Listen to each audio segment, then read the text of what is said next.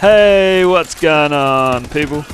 It's SGZ here from the SpartanGameZone, and in this video I'm going to be covering 5 of the best Cryo weapons in Borderlands 3. These weapons are especially useful in a Cryo Zane build, but remain good Cryo weapons for every character nonetheless. Before we get into it, I just want to say for accuracy purposes that all of the gameplay is recorded on Mayhem 3, and I'll show the modifiers on screen initially and then again if they change. I'm not using any class mod that buffs any particular weapon at the time of use other than this relic, which boosts SMG damage by 17%. This way you can get a good feel for how they stack up against each other. The build I am using is a typical Cryo Zane build, and if you want to have a look at it, here it is. If you're not familiar with it, its main focus is to freeze enemies to proc Cool, Calm and Collected, which if both shields are full will reset the duration of your abilities, which is when Zane deals the most damage. I wouldn't say it's the greatest Cryo build, it's lacking damage in Mayhem 3, but it maintains good survivability. Now that that's out of the way, let's get to the first weapon, the Chaos. The Chaos is a dual assault rifle, which can be obtained randomly from any suitable loot source.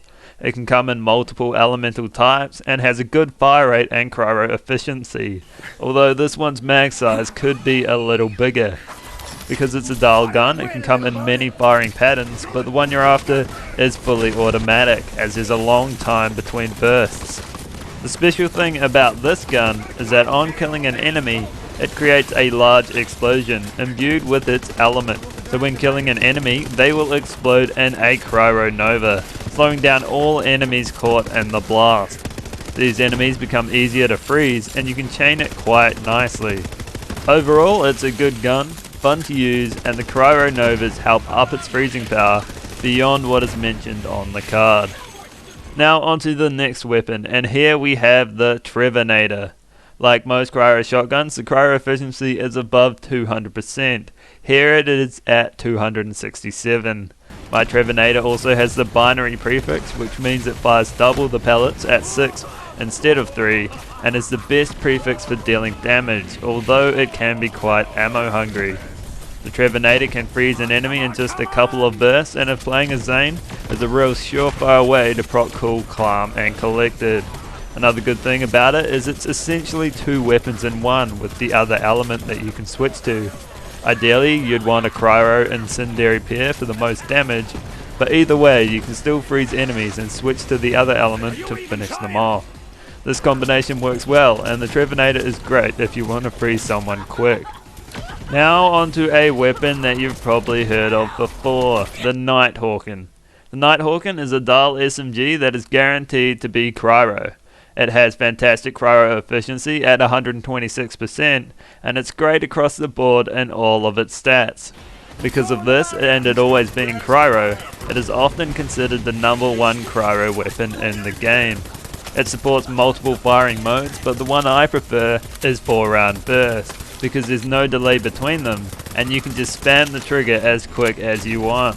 It not only freezes enemies quickly, but also deals good damage thanks to the ×3 on the card, and it's definitely a cryo weapon you should keep an eye out for. The next weapon we're going to take a look at is the Luciens Call. It is a Vladoff assault rifle, and like all guns in this video, can be obtained randomly from any suitable loot source. It comes in multiple elemental types, so all the best finding it in cryo. The good thing about this gun, and why it synergizes well with Zane, is because it returns bullets back to the magazine on critical hits, as well as ricocheting 2 bullets towards the nearest enemy. With Zane, critical hits help to freeze enemies, so if you're accurate, you can potentially fire forever, which is the main reason why people like this in their cryo builds. And its stats are up there with the Chaos and other weapons too. The scope I have on mine makes it difficult to hit criticals in close spaces, so I'd prefer one with a lower zoom, or none at all. Overall, it's a good cryo weapon, works well with Zane, and has a cool effect which allows you to continue raining down bullets. Lastly, we have a cryo Crossroad. The Crossroad is a good gun in all forms, which remains true for its cryo version. If you don't have a Nighthawken, a cryo Crossroad will more than suffice. It shoots 3 pellets in a 6-shot burst pattern, and is good at both freezing enemies and dealing damage. It works best in close ranges, but remains okay at medium ranges too. It can be a little ammo hungry as it consumes the 2 ammo per shot, but that's the price you pay for the damage it deals. Its cryo efficiency is up there at 126% with the Nighthawkin, but you have to be more accurate to get the most out of it. So that's all for this video.